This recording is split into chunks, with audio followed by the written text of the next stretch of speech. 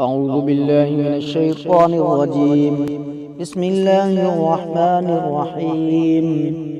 يا بني إسرائيل اذكروا نعمتي التي أنعمت عليكم وأوفوا بعهدي أوف بعهدكم وإياي فارهبون وآمنوا بما أنزلت مصدقا لما معكم ولا تكونوا أول كافر به ولا تشتروا بآياتي ثمنا قليلا وإياي فاتقون ولا تلبسوا الحق بالباطل وتكتموا الحق وأنتم تعلمون وأقيموا الصلاة وآتوا الزكاة واركعوا مع الراكعين أتأمرون الناس بالبر وتنسون أنفسكم وأنتم تتلون الكتاب أفلا تعقلون واستعينوا بالصبر والصلاة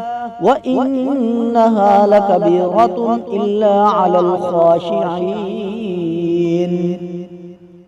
الذين يظنون أنهم ملاقو ربهم وأنهم إليه راجعون. صدق الله العظيم.